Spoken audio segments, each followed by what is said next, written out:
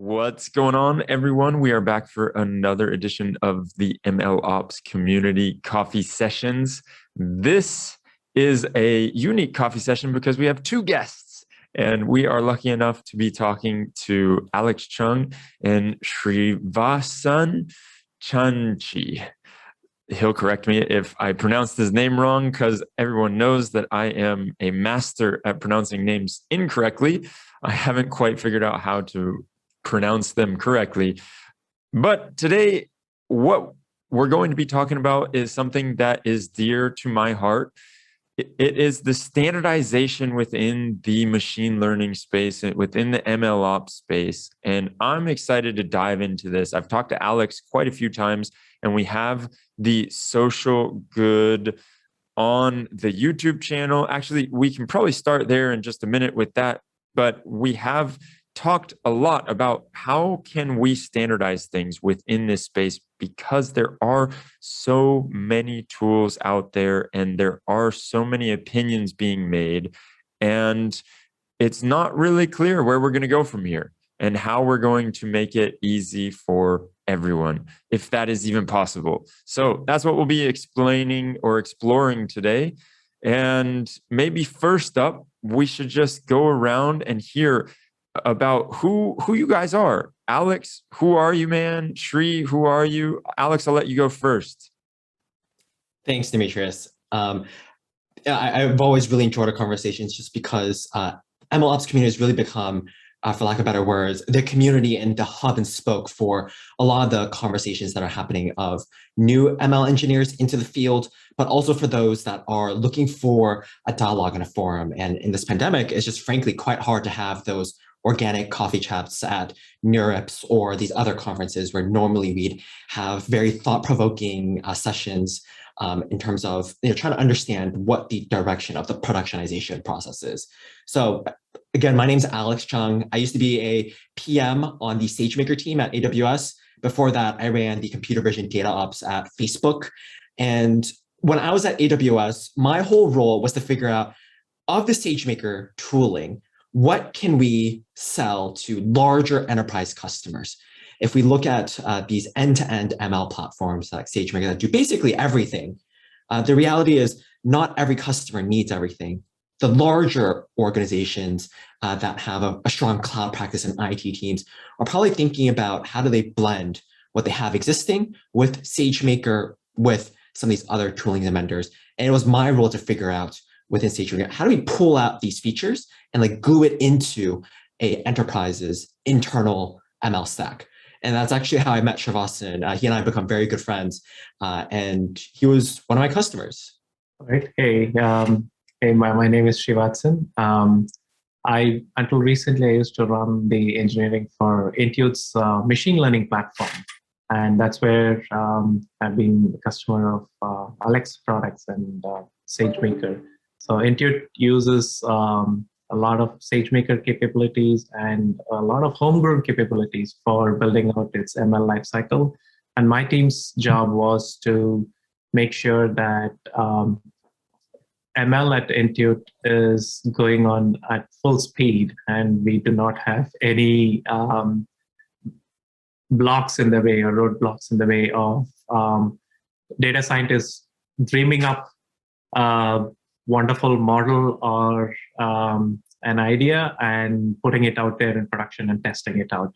So the platform is used to enable all of the ML lifecycle steps and make them really, really smooth. So we can actually take an idea from inception to production in less than a week.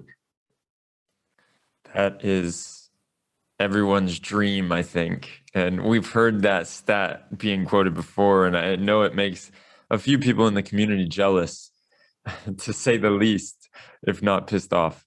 But Alex, what is SGT? I am sure that some of the people that are listening have heard or seen some of the stuff that we've been putting on the YouTube channel about SGT, and it would probably be good to let people in on what you're doing. What's that effort around it? So the backstory is when I was at AWS, I realized very quickly that the biggest challenge of selling SageMaker into enterprises was that there was no common integration point. Each customer of mine had basically built in their own internal libraries, and then those libraries connected with a service like AWS or Kubeflow pipelines from open source, and it was basically one big mess. It was clear to me that we need to build an industry forum where for MLOps specifically, so nothing to do with the models themselves, but really on this productionization process, how can we either converge some of the schemas or incubate certain efforts so that these different tools for MLOps can come together. So within SGT, it's a nonprofit organization organized here in the United States. So we have a 501c3 status. We really break down our work into three categories. First, it's education. So we partner, collaborate with various influencers in the field, and we really make sure that there's good content. We share it, and then we also give a lot of advice and feedback. Second, we focus on having discussions of standardization efforts. And basically, when we say standardization, it's the common link between different parts of the MLOps lifecycle. So from model serving to your feature serving, or from your training systems and taking the artifacts to your model serving systems. And then the last component, and this is where I think we've started investing even more time around, is how do we incubate open source projects that can really tie together MLOps? And we think of this as a next generation of orchestration. So historically, orchestration has been around workflow management, but now we see it as the jobs themselves and how can they get composed together from different tools, but all in a coherent experience for the data scientists and ML engineers. That's awesome. Really admirable effort. And hearing you talk about what SGT is doing, what some of your career experiences have been, both you, Alex, and Sri, the first question that strikes me that I think a lot of our listeners are asking is, why is standardization desirable? I'd love to understand from the standpoint of a platform PM in Alex and from a head of engineering in Sri, why is it that we look for standardization across different tools? Maybe we can kick it to Sri to start. All right. I'll actually take from my previous experience and how the cloud journey has been. And sometimes history repeats itself, and that's very true in the ML space.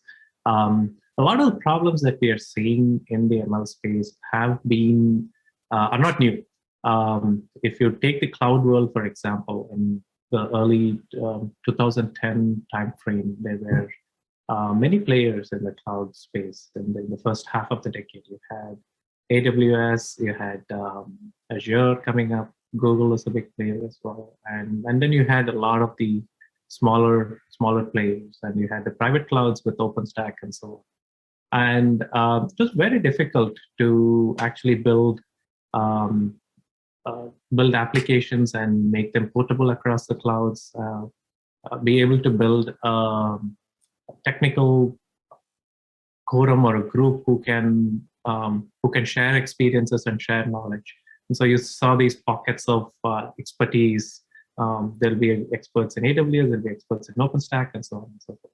Then came along Kubernetes, and then Kubernetes said, "Hey, we will create this control plane which can operate across any cloud, and you will have a consistent way of interacting with the control plane." Fast forward to today, you can run and build an application on your local laptop and run it in production on any cloud, anywhere, with the same set of commands, with the same set of interfaces and you don't really need to learn something brand new just because you are going from a dev environment to a test environment to a production environment. And we have seen, we are kind of living through the dramatic effects of what that standardization has actually unleashed. And we can see that Kubernetes is pretty much everywhere right now in terms of application development. We see the same evolution happening in the ML space. We see a lot of fragmentation in terms of how tooling is being done. And there is an opportunity to unleash even more machine learning creativity and even more good for the entire world by democratizing the power of machine learning. That's all the standardization is. I would add to that and say what's been even more challenging about ML ops in particular is it's not just one thing that's ML ops. I think DevOps is you test and then you can and then you deploy onto your end production instances for an application. But for an ML ops, we've kind of seen a whole life cycle. I like to call it the big 8 stages. If you look at Azure marketing, they call it 9 steps, and in AWS, they call it 4. But it's essentially you have data collection, you have data processing, you have feature engineering, you have data labeling, you have the model design, and then you have the training optimization, and then the deployment and monitoring steps. It's a lot of different fragmented pieces. And arguably speaking, for the data scientists, you're really manipulating the data, and then you're explaining how the model should be trained. And then from there, you almost want to hand it off, because in a production environment, you're scaling it out and you have all these various interconnects in terms of telemetry, so metadata experimentation, logging artifacts. All of these, in most cases, are independent tools. You very rarely see tools that can bridge across all these different steps. If you even look at things like Kubeflow, the reality is Kubeflow Pipelines is the most popular product, and that's just a workflow orchestrator. And the experimentation system within Kubeflow isn't even that widely used. If we even go through the MLOps community Slacks or the Kubeflow, you actually see a lot of people talking about integrating MLflow with Kubeflow pipelines, which almost defeats the purpose of what Google intended when they built out these tools. And it's completely representative, like this idea of mix and match in a larger enterprise for various reasons. The first reason is if we look at any, let's call it bank or retailing company or services company that's aiming to be more tech-centric, when we look at their ML teams, it's not one team, i.e. like Lyft is a great example. I think they came and spoke a few months back. Lyft has the ride-sharing group, and then for a long time, they had their own autonomous team. And even within the ride-sharing group, there's like 3 different data science orgs. Many of them have different patterns and tooling approaches. And for a platform owner, their focus is how do we enable flexibility to do and pick what are the best tools for a use case while still having that centralized, common enough experience. And also, more importantly, it's governance. It's also thinking about the ability of tracking all your jobs from spend management and resource allocation. That ends up being a lot more of a corporate and decision-making process, and not so much the traditional, like in the weeds of a data science and modeling. Standards bring all these fragmented pieces together.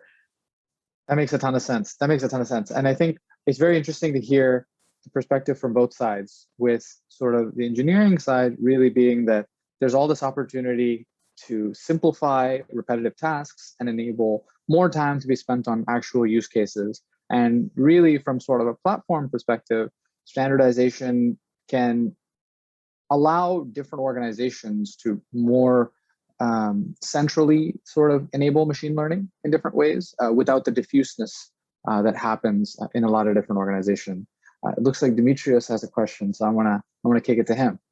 Yeah, I love how you were saying, Sri, the fact that you don't need to have to know different things for each environment that you're working in when you have that standardization.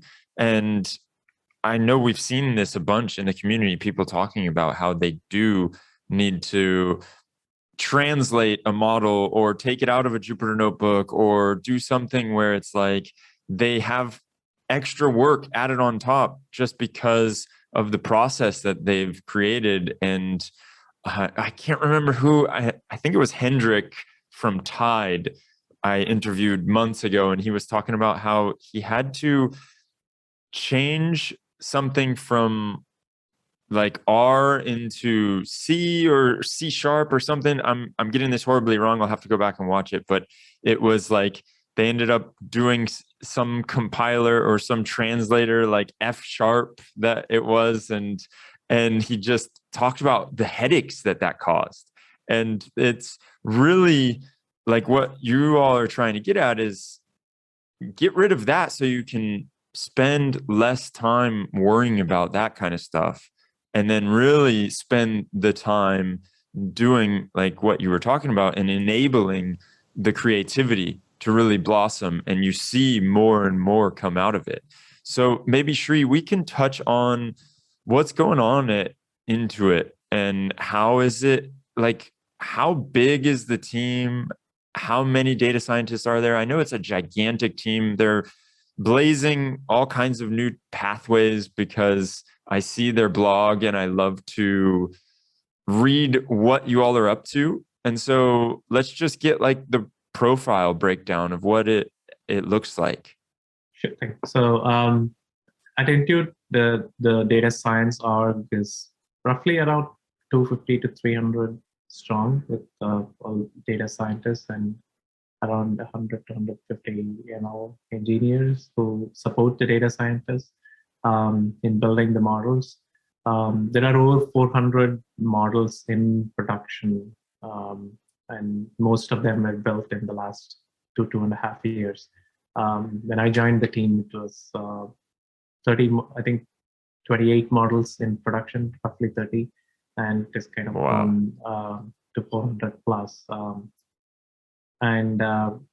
We've also built a feature store, and the feature store, I think we Simar from the feature store team was on your podcast a few weeks back. There were over 10,000 features now. I lost track of a count of how many features are there, and most of these are getting shared across the company from a feature store perspective. And we built a platform that orchestrates between data exploration, model training, and then feature engineering. Feature engineering followed by model training, and then evaluation of the model, followed by productionalizing the model, running it in prod, either in an online context where it's hit directly by Intuit's applications, or in an offline context like a patch protection kind of space. That's incredible to see. And so the one thing that I think about when we're talking about these standards, and we really wanted to focus on the standards within the enterprise, and this is something, Alex, I think you were mentioning before we hit record, is the importance of it. And like, why is it more interesting, or do I have this wrong? Is it more interesting for the enterprise to have this as opposed to just those 1 or 2 man lone wolf teams, or 1 or 2 woman lone wolf teams? Like, why is it an enterprise thing? The reason why I think in larger organizations, they really feel this pain, it hints back at the idea that I shared earlier, that one company is actually composed of many smaller data science teams. And when these different data science teams have different tooling approaches, it's what many people have called a tooling sprawl. I think this is probably more common in the Kubernetes and classic application stack, but you have essentially 5 different ways of doing, one, telemetry and logging for applications. In MLOps, I think we kind of hit that same spot. There's now many different model servers out there, and there's different ways of encapsulating your metadata, whether it be weights and biases or ML flow, or pick and choose one of the more common cloud ML platform solutions. Within the context of a large organization, internal standards aim to provide a common interface so you can abstract that boilerplate. So I can tell you with very high confidence that the way that SageMaker constructs its training environment and the way that you would have it in Kubernetes is almost night and day. SageMaker is going to hot load all of your data for you. It's going to have very opinionated ways of passing in your parameters for your model training, versus in Kubernetes, it's almost wild, wild west. It lets you, as the application administrator, figure out how the container gets run. But going back to the data scientist who is responsible for the model code, I don't think they really care. At most, they would like to just learn one, it'd be even better if they didn't have to learn at all. But this idea that as organizations improve their architecture and production systems, i.e. moving from Airflow, because that's what's mostly used for data ops, And as they get to model ops practice, adding in Kubeflow pipelines, for the data scientist who has created a model that is now running in production, they're going to need to go ask the ML engineer to rewire many parts of that application to now work for Kubeflow. Or if they're moving to SageMaker or even have some SageMaker already and in other parts of the organization have Kubernetes, this whole tooling sprawl means that you have to learn a lot of the individual opinionations. I think these new ML orchestrator libraries, these internal standards have emerged within larger organizations that have that hundreds of data scientists, like in Intuit's case that Srivathsan leads. These internal standards really provide that abstraction layer that reduces the barriers to entry for a model in prod. And if we can continue to innovate in that, or even get to a spot where in open source, we're developing these for many use cases across a number of large customers that are trying to scale out their models in production, I think there's going to be a lot of value. And I think that's where SGT is playing a role right now. Mm-hmm. So if I'm hearing you correctly, what you're saying is that we have the tooling sprawl in Kubernetes world, and there's many different ways to do things, but they all have that underlying accepting, they have that underlying compatibility, I guess you could say. But then when you move over to the MLOps tooling sprawl, everything is doing it in their own way. And so because there are so many opinions and so many different routes that you can take, that's where you're losing time. It's where the data scientists have a significant extra amount of work that's irrelevant to the actual model code itself. So once I have that model, either a decision tree model or a deep learning model, although I don't think deep learning is as widely used in enterprises just yet, the extra layers of binding that model in terms of figuring out where the data inputs are, making sure that it logs correctly to your metadata service, making sure it's picking up the hyperparameters from your optimizer, and then from there, storing that artifact. That's all what I would consider boilerplate. The data scientist hopefully just learns it once, but in reality, as organizations improve their infrastructure and tooling, they're relearning this over and over again. But if we look at in the Kubernetes world, there's tools like Helm charts, and there's other very canonical provisioning mechanisms that the SREs and the platform teams then provide to their application engineers. And in our landscape that I've seen at enterprises, they're already working on these different types of systems.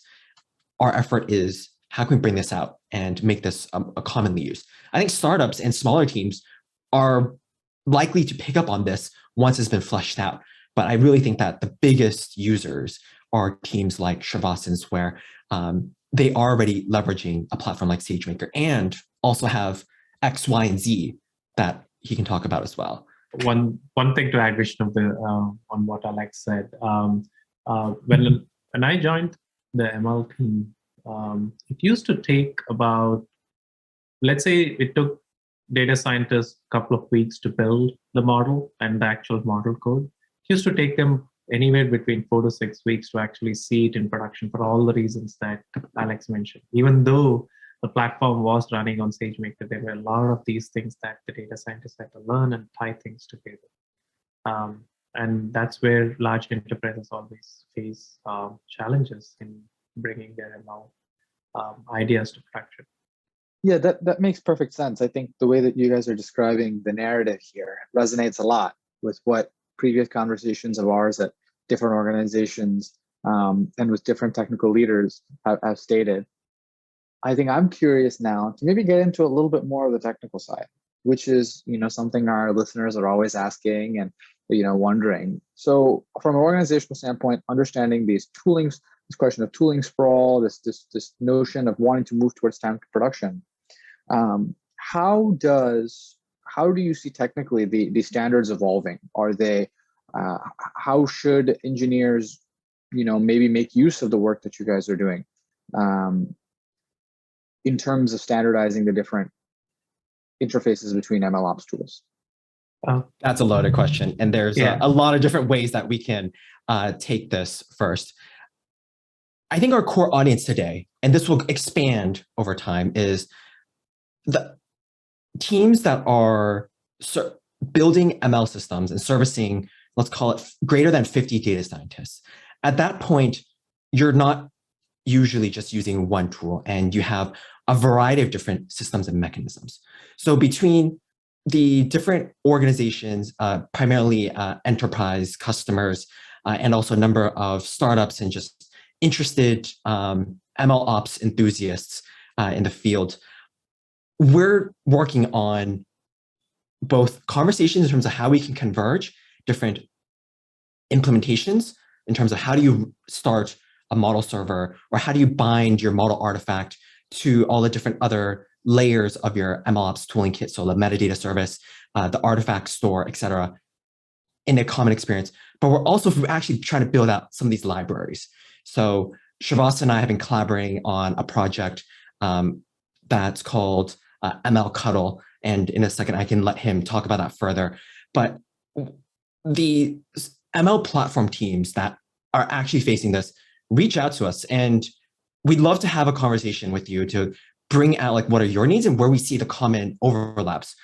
And almost every company, if you're greater than, let's call it 25 data scientists, we've seen very consistent problems that are not related to the underlying tooling stack. Well, I'm sure those still exist, but it's how do you compose all these different tools together from a common experience.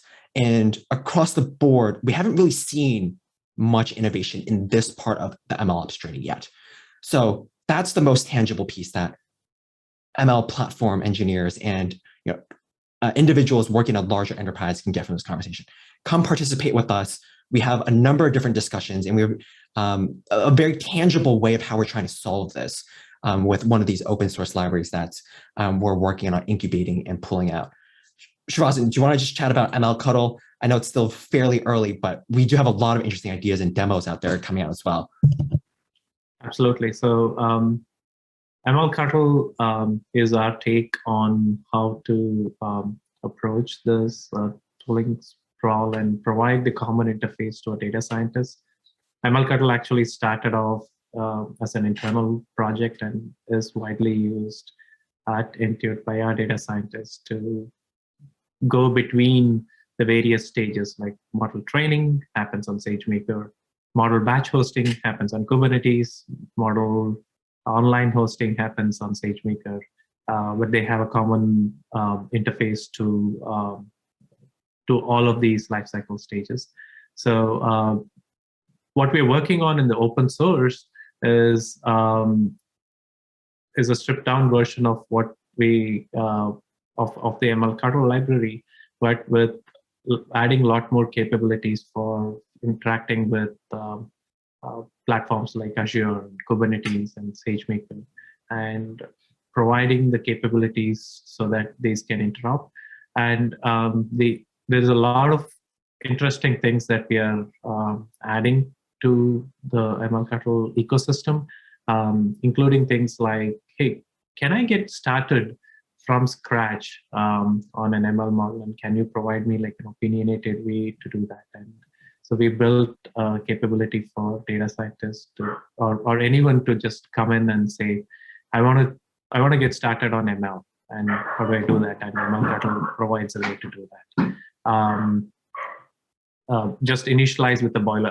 Alex mentioned the word boilerplate, so we actually allow for an fairly simple boilerplate that can then be imported into a notebook and then starting to innovate on top of that. And we'll also be adding support for the workflow orchestration with various pieces, and we are brainstorming different ideas of how we would do that. There's also the notion of how do you publish experimentation metrics, and as your model training is happening, how do you publish those to the ML flows of the world, or the MLMDs of the world? And we are also building, as part of the ecosystem, libraries that allow for easy or consistent ways of transferring this information and persisting the metadata, persisting the artifacts into the respective systems, and abstracting some of that or mediating some of that work. ahead, Alex. Let me summarize this and explain what got me so excited about this MLCuddle project that Intuit has been working on. As a previous person and vendor, so I'm not AWS anymore, in case that wasn't clear earlier, but when I was trying to figure out how do we take the AWS APIs and make it so that a enterprise's data scientist can access it, I always have to go through this middleman, and that is the ML platform team. They act almost as like the gate, the protection for the data scientists from all the vendors that are trying to annoy them and get them to use the products. And that's okay. I've come to really appreciate how important they are in terms of centralizing the common efforts. What MLCuddle provides for those data scientists is a common interface, a one SDK that can basically route the individual jobs. And when I say jobs, I mean a processing job, a model training job, a model deployment job, a batch inference job. And then the ML engineers can compose it in a KFP, a Kubeflow pipeline, or an Airflow pipelines DAG that actually runs all those jobs together. It's this idea that the jobs themselves should be portable, because in a multi-cloud setting, that's actually very valid. 76% of compute is still on premise. And this was out of a Morgan Stanley survey that came out, I believe, Q2 of this year. And within MLOps, there's just so much to learn. The boilerplate really abstracts a lot of that complexity. And for any startup or any open source tool that's trying to get into an enterprise, they should think about like, what are the different gates that can abstract it? Because otherwise, if a open source tool has to go to market with 5 different data science teams just to really see that they have all of the data science in a large enterprise, like that's just a significant amount of effort. It's these common SDKs that has to emerge to simplify that handoff process. It's a really impressive concept. This idea almost of I don't know if I'd call it a master library, but it sounds like that. That sits between where data scientists are trying to do machine learning and where platform teams are almost trying to control machine learning or get a grasp on all the different demands that can come from a decentralized often function like data science, where each scientist themselves can be a consumer. And so is it correct, Sri, that this project came out of Intuit as an open source project? Yes, Intuit open source, MLCuddle, and a few other tools in that ecosystem. We call it this tool called Baklava. And then the community in the open community, we built another tool called Sriracha, and Alex was one of the primary drivers of that. So we already start to see how this ecosystem can be built in the open and how we can make more value. I just got to give props to whoever named the tool Baklava after I spent the weekend in Greece eating a lot of baklava. I thank you for whoever that was that named it, and I'll kick it back over to Vishnu. So it's making me hungry. Baklava, Sriracha, MLCuddle. Okay, and all of these We have are a food thing going on. Workflows, yeah. omakase, that's coming down the line at some point. Preset menu. You need one called pizza to confuse people.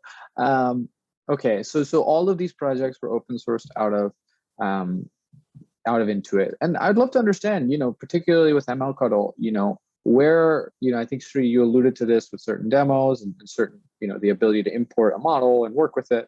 Where is MLCuddle, or where are these projects today, and where do you see them going tomorrow? And if community members, in the MLOps community or elsewhere, wanted to get involved, how can they do that? Where would be the best places to get started with each of these projects? Absolutely. So MLCuddle is on GitHub, and I can share the link with you. And we have a Slack channel that the community members can come in and start participating in. We have a roadmap of enabling quite a few use cases around Azure and KFP pipelines and so on. And we need community participation. We really want to have more people from the community coming and helping us build it. Right now, it's a very small team of people who are very passionate about this, and so we're kind of building it out, but would really love to have a community around this. So talk to Alex or me and we can get you started on it. I would say if you can't find our emails, just add us on LinkedIn. We're very open to having a lot of these MLOps related conversations. Let me just take it from my own lens, from a lot of our late night conversations around the world of MLOps. There has to be the standardization framework at some point. Whether we call it a standard or an opinionated framework, I'm open to suggestions as the dialogues unfold. But the piece around gluing different systems together that are fragmented, it makes too much sense that it just has to happen, at least an effort around that for a good period of time, because otherwise there's just too many tools to manage for any one individual. And I think if we were to say 6 months from now, where should this be? I think it would be premier support for two commonly used ML platforms. So I think right now we're triangulating on SageMaker, Azure ML, Kubeflow pipelines, and then also Databricks. I think those are like probably the four that we hear the most across the board, time and time again. We like support for the XYZ. So, surprisingly, GCP hasn't really popped up as high as we thought it might be. But between those four, I think that's really where we see a sweet spot right now. And for the end user in that 6 month time period, you should be able to define your job, and you can swap out Databricks with SageMaker or Kubeflow pipelines for orchestration with another tool with minimal effort, i.e. your code doesn't change, it should just be config settings that change. And that would be the target state. And I think in a year's time, we'd really like to see enterprises that have reasonable scale, once again, that 25, 50 plus data scientists that have multiple tools within their MLOps ecosystem internally, that they can use a standardization library. I know, having talked to probably 25 plus large enterprises, that they all have some flavor of this, some with minimal capabilities, others with actually like significant, to the point of like mlctl like feature system. I don't think there's that much value for these teams to build it all themselves, because the core tenets are all the same in terms of how we're thinking about this. Portability of the underlying infrastructure, great developer experience, so really providing abstraction for the data scientist developer. And then 3, I think it's finally this idea of flexibility in terms of how you compose these tools together. The best way to get involved, if that vision resonates with any members here in this MLOps community, is come reach out to us. We'd love to talk more about where there's overlap and really see if we can create some common tasks in terms of knocking out use cases that make sense for any of the community members in their settings, and also in the larger enterprises that we're actively taking this to market with. Very, very, very cool, guys. Thank you so much for sharing that about mlctl. And I think one thing that really stands out to me that you guys have reiterated throughout this conversation is that, how we work in ML just has to be, it has to kind of coalesce, right? That process element, that boilerplate element, it's got to look more similar. It will look more similar, going back to what Sri said about how cloud infrastructure ultimately started to have a similar workflow. And I think the idea is that mlctl can be one of those tools that helps with that level of coalescing is really great. And, I think if there's one more question that I have, to kick it to Sri, it's, can you tell us maybe an example of how mlctl helped your workflow at Intuit, or how it's in production at Intuit, so that other companies or other people that are out there and are interested in adopting it can understand the value to your organization in the past? So I'll take this conversation back to the top where Alex was alluding to these different groups at Lyft. Similarly, at Intuit, we have different business units. And one of them happens to use Airflow because they love to orchestrate their workflows using Airflow, and the other group loves to use Kubeflow. So now you have these two different technologies that are doing workflow orchestration. However, as a company, we want to make sure that our models are running with a certain level of compliance and security and logging, monitoring, and all the good stuff that goes with operationalizing any code. And that's where the platform team comes in and says, like, hey, you use the orchestration tool of your choice, but we would like to make sure that these certain basic tenets are followed.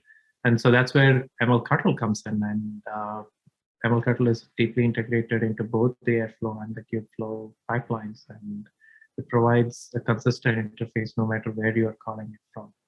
In fact, we have a third group which is using it from Jenkins, like just orchestrating stuff from Jenkins. And it all goes through the same rigor that you would go through if you went through a platform provided approach, which was, the ML platform itself provides a nice UI and so on to do all of the ML ops stuff and makes it easy. And it also provides a choice by providing this library that you can achieve the same level of productionalization, rigor, and maturity with the tool chain of your choice. So I'm wondering, Alex, about when you look at the evolution of this and you laid out your goals, and I'm going back to like the Kubernetes world, and I know that they have SIGs in the Kubernetes world, and those SIGs are mainly headed up by different companies who have a stake, more tooling companies, I would say, than anything. Do you feel like it's going to adapt into that, where it's going to be the different MLOps tooling companies who will be leading different SIGs to try and help evolve the different spaces? I could see that definitely being a case. I'd say what's we've seen is a little different in MLOps is from the perspective of open source, because this is where all this falls under. And I think that's some implicit assumption here. There's multiple forms of open source. There's what I would consider open source is highly tied to a platform. So if we think of the AWS CLI or the Boto3 API, technically speaking, it's open source, but it's directly tied with AWS. There's another version which is called Exhaust, which is, for example, Metaflow or Feast. It came out of an enterprise that had a specific problem that could not be addressed from the existing vendors and tooling out there. They made it for themselves and they pushed it out into open source to give to other users. There's minimal to some degrees of support. Airflow is another great example of this at Airbnb. And then there's what I would consider like commercial open source. That's like Prefect of the world, or Seldon Core from the Seldon model serving startup. And I think you'll see a confluence of both vendors and startups that are advocating for a vertical to grow, and as a natural extension, their product within that vertical will definitely play a role. And we have different participants like Seldon actually come to our working group meetings and NVIDIA with some of their open source projects. I think the other side of this equation is projects like MLCtl. There's no vendor or startup behind MLCtl. And maybe the answer is yet, but the framing here is for an enterprise that has to go leverage multiple tools, they need to have a solution. And they don't necessarily want to maintain all of it themselves or add all the features themselves because it's a significant amount of effort. And ML platform teams tend to be very small relative to the number of data scientists within an organization. I think it'll be a mix of both. And I think SGT aims to really be a place where we focus on ML ops as a nonprofit forum where we can incubate these ideas and projects and really host an avenue to dive deep into the space. It's so cool. Yeah, I've drank the Kool-Aid. I'm fully on board with this vision. I love it. As you know, we've talked about it a few times, and we have the different working groups that are going on right now. We're throwing all of the recordings onto the YouTube channel. So if anyone wants to catch up on what they may have missed, you can go and check those out. And if you want to jump into a working group, they happen, once a month on Tuesdays? That's right. It's once a month on Tuesdays. And it's really an area where different people present ideas. And also, I think now that MLCtl has really aimed to be a connection point I think we'll be seeing a number of different presentations coming out of Intuit as well in some of these working groups for the foreseeable future. But really, I think if there's others in the community that have ideas around this, that want to present and discuss this with the group, we'd love to have a conversation, really see if there's an avenue for taking new ideas that aggregate the different pieces of the tooling stack together, that coalescing concept. Yes. Yes. So cool. Well, thank you both for coming on here. Thank you, Vishnu, as always, for being the incredible co-pilot, or I think pilot maybe, and I'll be the I don't think co-pilot this so. time. Okay, all right, buddy. So this has been awesome, and this is one that I've been wanting to talk to you about for a while now, Alex. Ever since you sold me on the vision months ago, and it's finally coming to fruition, and I'm very happy about it. So we got it done. We did the podcast, and you had mlctl to show for it. So it's good that we waited a little while and we're able to talk about that. Great work, Shri, and all of the cool stuff that you all are doing. I am super stoked to see like where this goes, and to be the biggest cheerleader. And so that's about all the time we got for today. I think that is it. Unless anyone else has anything else to say, we're going to end it there. I think MLOps is an early field, and there's a lot of different ideas that we're going to see, whether it be folks like us who are presenting on this podcast or in very bespoke different parts of the community, all the way down to like random startups that literally went from small seed round like Snorkel to 1 billion valuation in a little under 2 years. Very, very quick, rapid development. And I think the fact that this early community is here means a lot of us are exploring and testing new ideas and thesis. The biggest thought that always crosses my mind is really longevity to see the space will really develop the wisdom within the members who decide to remain active in the community in terms of how do we really add value for society with ML. I think that's ultimately the goal here. It's not just to take models into production, it's to move a business metric, which hopefully results in more efficiency or a whole new experience that can drive what the human condition can do using technology. And thank you for having us in terms of letting us show our pitch. And we should definitely continue having these type of conversations, and maybe even do like some type of coffee session where Srivathsan's team can show mlctl in its current state in a couple months. Yeah, that would be really cool. That would be very cool. So we will keep that for the next one. So everyone out there that's listening has to wait patiently. Thanks again, guys. This was awesome.